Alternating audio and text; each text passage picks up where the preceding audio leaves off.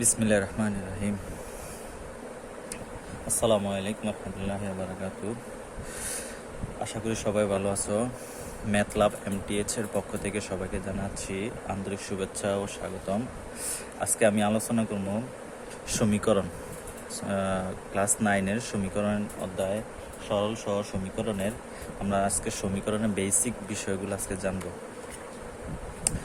তার আগে আমরা সবচেয়ে সহজ যে বিষয়টা সরল সমীকরণ সম্পর্কে জানবো। ঠিক আছে, সরল সমীকরণ তার মানে সমীকরণটা কি আগে আমরা জানি, তারপর আমরা প্র্যাকটিসে যাব ইনশাল্লাহ। দেখো, সমীকরণ, সরল সমীকরণ, আর তার আগে আমরা শিখব সমীকরণটা কি। খেয়াল করো, সমীকরণটা হচ্ছে আমাদের চলক প্রক্রিয়া চিহ্ন ও সমান চিহ্ন সম্মিলিত গাণিতিক বাক্যকে সমীকরণ বলে। চলক কি এটা আমরা জানি, এ থেকে জেড পর্যন্ত যা আছে সবগুলি চলক। প্রক্রিয়া চিহ্ন কি, প্রক্রিয়া চিহ্ন আমরা জানি যে প্লাস মাইনাস গুণ ভাগ ও সমান চিহ্ন সম্মিলিত গাণিতিক বাক্যকে সমীকরণ বলে। দেখো, যেমন এখানে আমি প্র্যাকটিসে যেমন দিছি x + 3 = 7, তার মানে x একটা চলক, x একটা কি চলক, প্লাসটা হচ্ছে আমার প্রক্রিয়া চিহ্ন, আর এই যে দেখছো এখানে যে সমান চিহ্ন। তাহলে আমরা তিনটা জিনিসের সমন্বয় হচ্ছে আমাদের সমীকরণ। একটা হচ্ছে চলক থাকবে, 2 নম্বরে প্রক্রিয়া চিহ্ন থাকবে, 3 নম্বর হচ্ছে সমান চিহ্ন থাকবে। যেমন খেয়াল করো, আমরা একটু প্র্যাকটিসে যাই। যেমন ধরো x, y, z এগুলো কি প্রক্রিয়া চলক, আর প্লাস মাইনাস গুণ ইন্টু ডিভিশন মানে ভাগ, এগুলো হচ্ছে আমার প্রক্রিয়া চিহ্ন, আর হচ্ছে সমান চিহ্ন। এই তিনটা সমন্বয় হচ্ছে কি আমার সমীকরণ হবে। যেমন ধরো আমি লিখলাম x + 4 = কত 8। তাহলে এখানে দেখো ইকুয়াল আছে, প্রক্রিয়া চিহ্ন যোগ আছে, আমার চলকও আছে, তার মানে এটা একটা সমীকরণ গঠিত হয়েছে, এটাকে বলা হয় সরল সমীকরণ। আবার দেখো x - 4 = কত 8, এই দেখো প্রক্রিয়া চিহ্ন প্লাস মাইনাস দুইটা হতে পারে। ঠিক আছে, এবার আসো, তার মানে আমরা তিনটা জিনিস মনে রাখবো, একটা হচ্ছে চলক, আরেকটা হচ্ছে প্রক্রিয়া চিহ্ন, আরেকটা হচ্ছে সমান চিহ্ন। ঠিক আছে, এভাবে সমীকরণ গঠন হয়। এবার আসো, সরল সমীকরণ কাকে বলে? সমীকরণ আমরা জানছি। এবার আসো সরল সমীকরণ, চলকের এক ঘাত বিশিষ্ট সমীকরণকে সরল সমীকরণ বলে। চলকের এক ঘাত কি এটা আমরা শিখছি, আমরা পূর্ববর্তী যে চ্যাপ্টারগুলো করেছিলাম ওই চ্যাপ্টার আমরা ঘাত সম্পর্কে জানছিলাম। ঘাত মানে যেটা আমার পাওয়া, মানে কোনো চলকের উপরে সূচক থাকে 1, 2, 3। ঠিক আছে, যেমন x স্কোয়ার, এই যে স্কোয়ারটা হচ্ছে আমার ঘাত, এটা হচ্ছে দ্বিঘাত। আবার x³ 3 ঘাত, খেয়াল আছে না আমাদের যে পূর্ববর্তী যে চ্যাপ্টারগুলো করেছিলাম। আবার এক ঘাত বলা হয় যখন x-এর উপর কোনো সংখ্যা না থাকে, তাহলে আমরা বলছিলাম যে ওটার উপর মনোমনি কত আছে 1 আছে, তার মানে x-এর উপরে মনোমনি কত আছে 1 আছে, এটাকে বলা হয় একঘাত সমীকরণ। চলকের একঘাত বিশিষ্ট সমীকরণকে সরল সমীকরণ বলে। আবার এখানে একটা নোট আছে, দেখো, সরল সমীকরণ এক বা একাধিক চলক বিশিষ্ট হতেও পারে, এক বা একাধিক চলক বিশিষ্ট হতে পারে। যেমন খেয়াল করো, এক্সাম্পল খেয়াল করো, ধরো 2y - 1 = y + 3। এখানে খেয়াল করো, এই যে y, এই যে y এর উপরে পাওয়ারটা কত আছে 1 আছে, একঘাত হতে পারে, বলছিল একঘাত সমীকরণ, যে চলকের একঘাত বিশিষ্ট সমীকরণকে সরল সমীকরণ। তাহলে এই যে চলকের উপর কোনো সংখ্যা নাই, তার মানে 1 আছে, তার মানে এটা একটা সরল সমীকরণ। এটার উপরেও সেম মনে কত আছে 1 আছে। ঠিক আছে, এরকম ভাবে বহুত রকম ভাবে দেওয়া থাকতে পারে। যেমন ধরো x + 3 = কত 4। ঠিক আছে, তার মানে x এর উপর কত আছে পাওয়ার 1 আছে। আবার y - 3 = কত 4, এই যে y এর উপর কত আছে পাওয়ার 1 আছে, তাহলে একঘাত। চলকের একঘাত বিশিষ্ট সমীকরণকে সরল সমীকরণ বলা হয়। এবার আসো, সমীকরণের মূল কাকে বলে? দেখো, সমীকরণ সমাধান করে চলকে যে মান পাওয়া যায় একে সমীকরণের মূল বলে। দেখো, একটা সমীকরণ, আমি এখানে কতগুলো সমীকরণ লিখছিলাম। দেখো, সমীকরণ মূল কাকে বলে? দেখো, x plus 4 is equal to কত 8। এটা একটা সমীকরণ, পুরোটা একটা কি সমীকরণ। এখান থেকে আমরা মান বের করব। কার মান বের করব? চলকের মান। কার মান? এই চলকের মানে এক্স এর মানটা আমরা বের করব। তাহলে এক্সটাকে আমরা কোন দিকে রাখবো? সবসময় বাম দিকে রাখবো, ঠিক আছে। বাম দিকেও রাখলেও হবে, ডান দিকেও রাখলেও হবে, কোনো সমস্যা নেই। তাহলে আমরা বাম দিকে রাখলাম এক্স, এরপরে ডান দিকের সংখ্যা যদি ডান দিকে থাকে তার চিহ্নের পরিবর্তন হয় না, আর প্লাসটা এই সাইডে গেলে কী হয়ে যায়? মাইনাস, সাইড পরিবর্তনে চিহ্ন পরিবর্তন। এক্স ইজ ইকুয়াল টু কত 4। এবার খেয়াল করো তো, এবার আমরা সংজ্ঞার সাথে মিলাই যে সমীকরণ সমাধান করে চলকের যে মান পাওয়া যায়, তাহলে এই যে চলক কি এক্স না, তাহলে এক্স এর মান আমরা কত পাইছি 4। এবার এক্স এর পরিবর্তে এখানে ওয়াইও থাকতে পারে, জেডও থাকতে পারে, এও থাকতে পারে, বিও থাকতে পারে, যে কোনো চলক থাকতে পারে। তার মানে এখানে আমরা পাইলাম এই যে এক্স ইজ ইকুয়াল টু যে 4, এই এক্সটি হচ্ছে মূল, সমীকরণের মূল। এটাকে বলা হয় সমীকরণের মূল। মূলটি দ্বারা সমীকরণ সিদ্ধ হয়। তার মানে এই যে সমীকরণের যে এক্সটি দ্বারা, এখন যদি আমি এই এক্সের মানটা যদি আমি এখানে লিখি, এই বাম পক্ষে লিখি, দেখো এক্স প্লাস 4, এক্সের মান কত? এখানে এক্সের মান কত পাইছি? 4 প্লাস 4 ইজ ইকুয়াল টু কত 8। দেখো ডান পক্ষ সমান হয়েছে। সমীকরণ সিদ্ধ বলতে বোঝায় বাম পক্ষ ডান পক্ষ যদি সমান হয়, বাম পক্ষ যদি ডান পক্ষ যদি সমান হয়, সেটা হচ্ছে সমীকরণ সিদ্ধ। আমরা সমীকরণ সিদ্ধ ক্লাস 6, 7 করে আসছি, বা ক্লাস 5-এর, আমি যেগুলো করে দিচ্ছি ক্লাস 5-এর বেসিক, 5-6-এর বেসিক করে দিচ্ছি, ঠিক আছে। একবার মূল থেকে আমি শুরু করতেছি এই সমীকরণটা। অর্থাৎ চলকটির ওই মান সমীকরণে বসালে সমীকরণ দুই পক্ষ কি হবে? সমান হবে। তার মানে যে মূলটা পাইছি, ওই মূলটা যদি আমি বাম পক্ষও বসাই, ঠিক আছে, বাম পক্ষ বসালে আমি ডান পক্ষের মানটা পাবো, ঠিক আছে। ডান পক্ষ কত আছে? 8। তাহলে এক্স এর পরিবর্তে যদি আমি এখানে 4 লিখি, সাইডে সাইডে কত 8, তাহলে আমার ডান পক্ষ সমান হয়েছে। তাহলে বাম পক্ষ সমান ডান পক্ষ। এখানে এটাই বলছে যে চলকটির ওই মান সমীকরণে বসালে সমীকরণ দুই পক্ষ কি হবে? সমান হবে। তাহলে এবার আমার দুই পক্ষে সমান হয়েছে, এই পক্ষ সমান হয়েছে, এই পক্ষ সমান হয়েছে, তার মানে এটা কি সমীকরণ সিদ্ধ, ঠিক আছে। এবার আসো আমরা কিছু গুরুত্বপূর্ণ নিয়ম, যেগুলা আমরা সহজ নিয়ম, এগুলো ক্লাস 6-7-এর বেসিক, তো এগুলো 6-7-এ পাবা। তারপর এটা আলোচনা করো সমীকরণ বিধি সমূহ। দেখো সমীকরণ বিধি আমি কতগুলো বিধি নোট করছি, ঠিক আছে। দেখো 1 নম্বরের বিধি হচ্ছে যে পক্ষান্তর বিধি, 2 নম্বর হচ্ছে বর্জন বিধি, 2 নম্বর কি বর্জন বিধি। বর্জন বিধির মধ্যে আছে যোগের বর্জন বিধি, তারপরে গুণের বর্জন বিধি, তারপরে আরগুণ বিধি বা বজ্র গুণন, আবার প্রতিসাম্য বিধি, ঠিক আছে। 4টা নিয়ম, এই 4-5টা বিধি যদি আমরা ভালো মতো জানতে পারি, তাহলে আমাদের কাছে এই সরল সমীকরণ বা এই অধ্যায়ের সব অঙ্ক, বিশেষ করে অপনয়ন, প্রতিস্থাপন, বজ্র গুণনে যখন আমরা অঙ্কগুলো করতে যাব, তখন বারবার এগুলি আমাদের সামনে আসবে। এই বজ্র গুণন পদ্ধতি, গুণের বর্জন বিধি, যোগের বর্জন বিধি, ঠিক আছে, প্রতিসাম্য বিধি, পক্ষান্তর বিধি, এগুলা বারবার আমাদের সামনে আসবে। আচ্ছা, আমি একটু আলোচনা করে দিই পক্ষান্তর বিধি কি। তোমরা তো অবশ্যই জানো পক্ষান্তর বিধি কি, জাস্ট একটু আলোচনা করে দিই। পক্ষান্তর বিধি কাকে বলে? খেয়াল করো, কোনো সমীকরণের যে কোনো পদকে এক পক্ষ থেকে চিহ্ন পরিবর্তন করে অপর পক্ষে সরাসরি স্থানান্তর করা যায়, তাকে পক্ষান্তর বিধি বলে। যেমন ধরো x - 5 ইজ ইকুয়াল টু কত 3।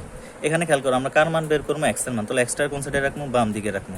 এবার খেয়াল করো 3 ডান দিকের সংখ্যা যদি ডান দিকে থাকে, তার কোনো চিহ্ন পরিবর্তন হয় না। এবার আসো বাম দিকে কত আছে? -5, তাহলে ডান দিকে আসলে কত হবে? +5। এই যে মাইনাসটা এখানে যে প্লাস করলাম, আর 5টা এখানে নিয়ে আসলাম ডান দিকে, এটাকে বলা হয় পক্ষান্তর বিধি, চিহ্ন পরিবর্তন। যে কোনো পদকে এক পক্ষ থেকে চিহ্ন পরিবর্তন করে অপর পক্ষে সরাসরি স্থানান্তর করা যায়, তাকে পক্ষান্তর বিধি বলে। আশা করি তোমরা এগুলো জানো। তারপর একটা দেখো 4x = 3x + 7। এবার খেয়াল করো, বাম পক্ষ 4x আছে, ডান পক্ষ x আছে, বাম পক্ষ x, ডান পক্ষ x আছে। তাহলে xগুলোর আমরা বাম দিকে নিয়ে আসি আমাদের সুবিধার্থে, যেহেতু সমাধান করবো, আমরা মূল বের করবো। তাহলে 4x প্লাসটা এই সাইডে গেলে কি যাবো? মাইনাস, আর +7 +7, ঠিক আছে। এটার চিহ্ন পরিবর্তন হবে না। ডান দিকের সংখ্যা যদি ডান দিকে থাকে, বাম দিকের সংখ্যা যদি বাম দিকে থাকে, তার চিহ্নের পরিবর্তন হয় না। তাহলে দেখো 4x এর 3x বাদ দিলে থাকবে কত? শুধু x ইকুয়াল কত? 7। এটি হচ্ছে পক্ষান্তর বিধি। এই যে আমরা 3xটাকে ডান দিক থেকে যে বাম দিকে নিয়ে আসলাম, এটাকে বলা হয় পক্ষান্তর বিধি। এবার আসো বর্জন বিধি। এবার বর্জন বিধির মধ্যে কয়েকটা পদ্ধতি আছে, যেমন যোগের বর্জন বিধি, গুণের বর্জন বিধি, ঠিক আছে।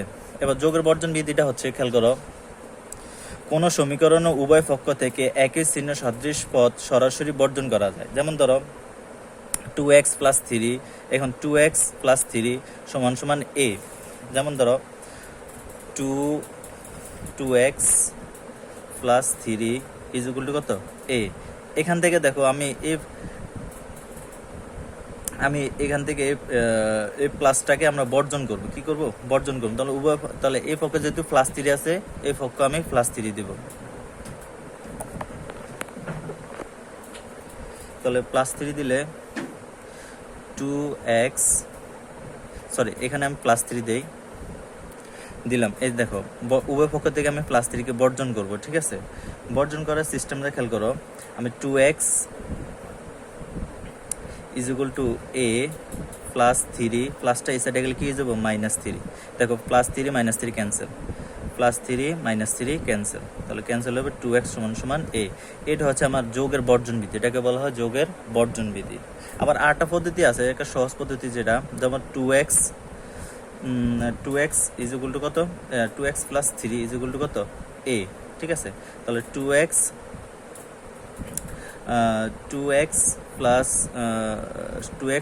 প্লাসটা সেটা গেলে -3, এভাবেও করা যাবে, সমস্যা নেই, ঠিক আছে।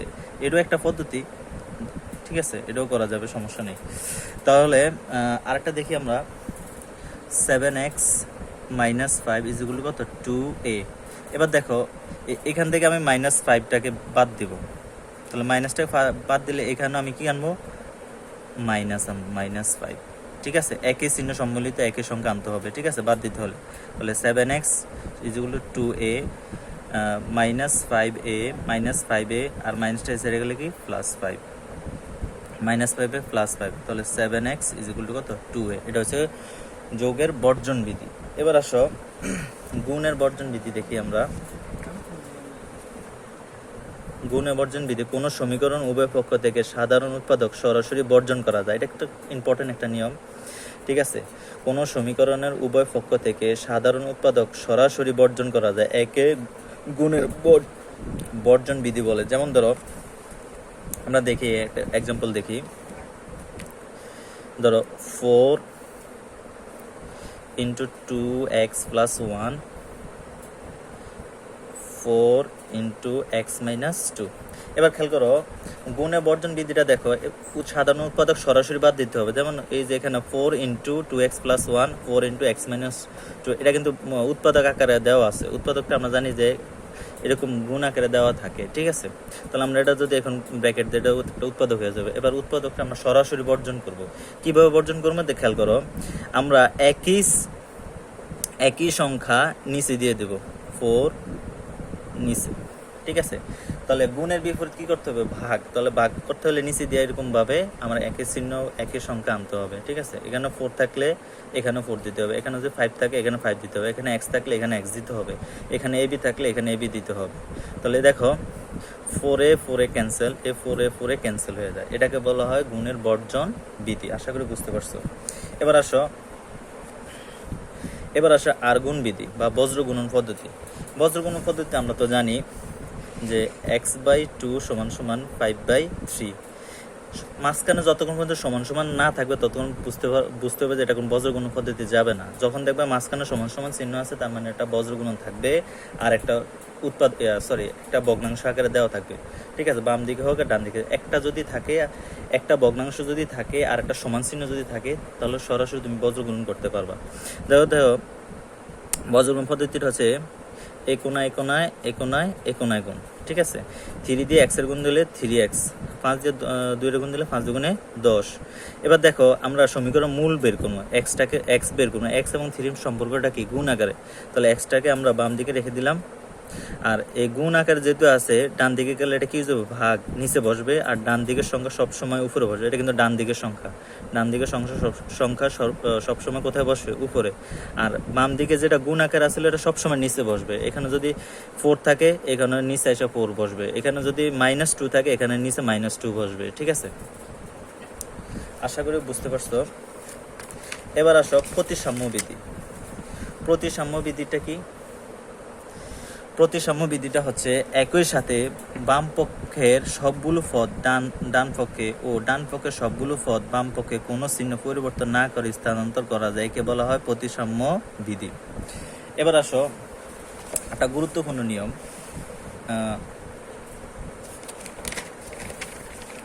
প্রতিসাম্য বিধি। প্রতিসাম্য বিধি বা বিনিময় বিধি তোমরা হয়তো বা জানছো, ঠিক আছে।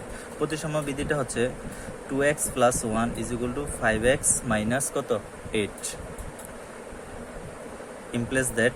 এবার দেখো প্রতিসাম্য বিধি সিস্টেমটা হচ্ছে যে ডান দিকের সংখ্যা বা ডান দিকে যতটা পদ থাকে আর বাম দিকে যতটা পদ থাকবে সবগুলা পদ আমরা স্থানান্তর করব, বিনিময় করব, ঠিক আছে। যেমন 5x - 8 আসবে আমার বাম দিকে, আর ডান দিকে আসবে কি 2x + 1। এটাকে বলা হয় প্রতিসাম্য বিধি। আর প্রতিসাম্য বিধিতে কোনো চিহ্নের পরিবর্তন হবে না, কোনো চিহ্নের পরিবর্তন হবে না প্রতিসাম্য বিধিতে।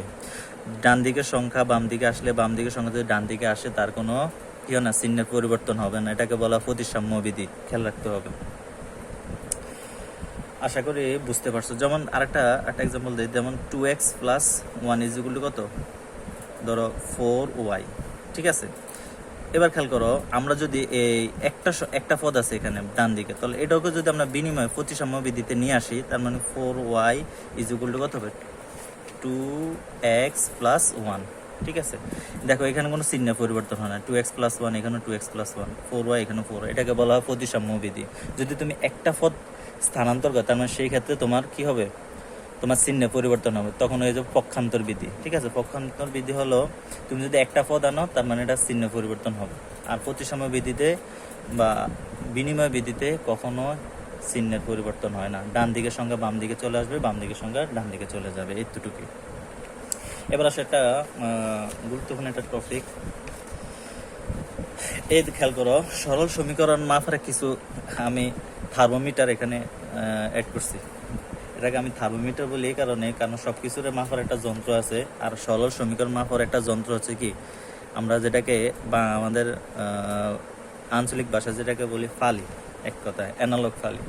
খেয়াল করো, আমি আমার অঙ্কনটা বেশিটা ভালো হয় না, তারপরে আমি খেয়াল করো এখানে আমি কয়েকটা ফালি আঁকি। দেখো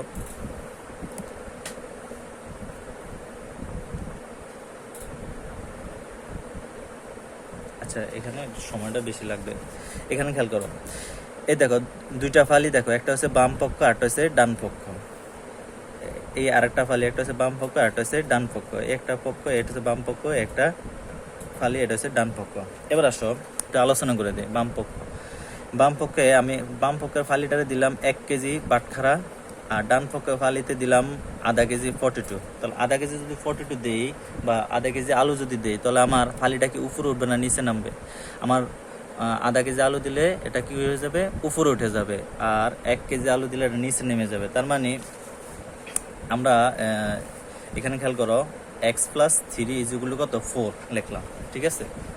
ধরো এটা হচ্ছে আমার বাম দিকের ফালি আর এটা হচ্ছে ডান দিকের ফালি, ঠিক আছে। এবার খেয়াল করো, আমরা এটা সমাধান যদি করি, 4 প্লাসটা এসে গেলে মাইনাস x = কত 1।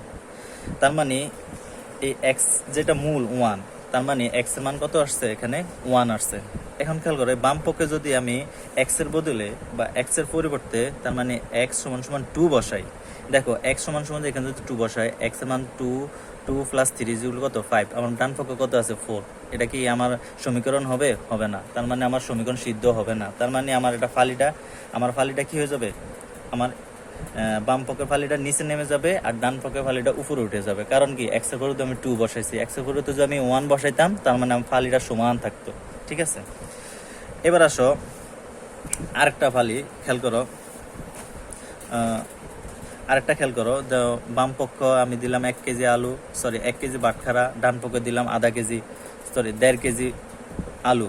তাহলে আমার নিশ্চয়ই 1.5 কেজির ওজনটা কি আমার নিচে নেমে যাবে, আর 1 কেজি বাটখারাটা এটা উপরে উঠে যাবে, ঠিক আছে। এবার খেয়াল করো, আমি সেম কাজটা যদি এখানে করি, x এর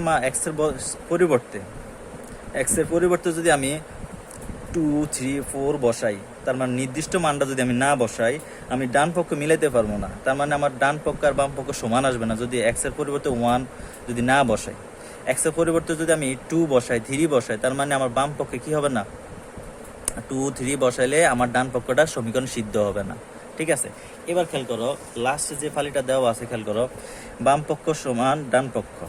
ঠিক আছে, এবার দেখো আমি বাম পক্ষে 1 কেজি বাটখারা দিলাম, আর ডান পক্ষে আমি 1 কেজি আলু দিলাম। এবার দেখো দুইটা কিন্তু ব্যালেন্স হয়ে গেছে এবার। ঠিক আছে, সমান হয়ে গেছে। তার মানে এবার এক্স এর মান যদি আমি 1 বসাই, এক্স এর মান যদি কত বসে 1 বসাই, দেখো এক্স এর মান যদি আমি 1 বসে 1 আর যোগ 3, তাহলে 1 আর 3 যোগ করলে কত 4, তাহলে 4 4। তার মানে ডান পক্ষে যে ফালিটা এটাও আমার সমান হয়ে গেছে, আর x প্লাস 3 আর x এর মান যেটা 1 বসাইলাম এটাও 4, এটা বাম পক্ষ সমান হয়ে গেছে। তার মানে এই বাম পক্ষ যে বাটখারা 1 কেজি আর ডান পক্ষে যে 1 কেজি আলু দিলাম, তার মানে আমার দুইটা ফালি কি হয়ে গেছে, ব্যালেন্স হয়ে গেছে। ঠিক আছে, সমান সমান হয়ে গেছে। এবার খেয়াল করো কিছু নোট, জরুরি নোট। সমীকরণ দুইটি পক্ষ, এই সমীকরণে দুইটা পক্ষ থাকে, একটা পক্ষ হচ্ছে বাম পক্ষ আর অপরটি হচ্ছে ডান পক্ষ। আবার উভয়ের মাঝে সমান চিহ্ন থাকে। চলকের নির্দিষ্ট মানের জন্য সমীকরণ বাম পক্ষ ডান পক্ষ অবশ্যই সমান হইতে হইব। তার মানে আমার এই ফালিটার মতন হইতে হইব, অবশ্যই সমান হইতে হইব, না হলে আমার সমীকরণ হবে না। ঠিক আছে, তার মানে আমার বাম পক্ষ সমান ডান পক্ষ হতে হবে, বাম পক্ষ সমান ডান পক্ষ হইতে হবে। চলকের নির্দিষ্ট মান, এই চলকের নির্দিষ্ট মানটা যদি আমি না বসাই, তার মানে আমার বাম পক্ষ সমান ডান পক্ষ হবে না। আমি যদি এক্স এর বদলে যদি 1 এর বদলে 2 বসাই, তার মানে আমার এখানে বাম পক্ষ সমান ডান পক্ষ সমান হবে না, তার মানে নট ইকুয়াল আসবে। ঠিক আছে, আর এই তিনটা অবশ্যই আমার মনে রাখতে হবে যে সমীকরণ গঠন করার সময় আমার দুইটা পক্ষ থাকে, একটা হচ্ছে বাম পক্ষ আরটা হচ্ছে ডান পক্ষ, আর মাঝখানে একটা সমান চিহ্ন থাকে। আর চলকের নির্দিষ্ট মান, তাহলে চলক শুধু এক্স না, এক্স এর মানও বেরোতে পারে, ওয়াই এর মানও বেরোতে পারে, জেড এর মান, এ মান, বি এর মান, সি এর মান, এগুলো হচ্ছে আমার চলক। এগুলো নির্দিষ্ট মান বের করে বাম পক্ষ বসাতে হবে, ডান পক্ষ বসাতে হবে। আমি একটা অঙ্ক দেখাই, দেখো এটা করলে হয়তো বা তোমরা বুঝতে পারবে। 2x plus 6 is equal to কত, x plus 6।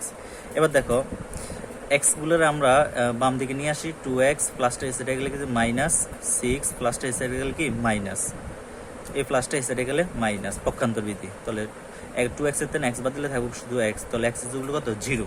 এবার আসো এই x এর মানটা কত বাড়াইছে, 0। এবার আমি যদি বাম পক্ষটা কি আছে, 2x প্লাস কত 6, এবার 2 গুণন x এর মান কত পাইছি, 0 ইকুয়াল টু কত 6। এবার খেয়াল করো 0 দিয়ে 2 এর গুণ দিলে কত, 0 0 দিয়ে পুরো পৃথিবীর গুণ করলে কত হবে, 0ই হবে, প্লাস 6 ইকুয়াল টু কত 6। এবার আসো ডান পক্ষ কত আছে, x প্লাস 6। এবার দেখো x এর মান আমরা কত পাইছি, 0 প্লাস 6 ইকুয়াল টু কত 6। দেখছো নি, বাম পক্ষ সমান সমান ডান পক্ষ, তাহলে এই সমীকরণটা কি সিদ্ধ। ঠিক আছে, এটা আছে আমার ওই ফালির মতো নেই, এই যে বাম পক্ষ সমান সমান ডান পক্ষ, বাম পক্ষ সমান ডান পক্ষ। ঠিক আছে, 1 কেজি বাটখারা সমান 1 কেজি আলু। ঠিক আছে, এই বেসিকগুলা ক্লাস 6 এবং 7 দেওয়া আছে।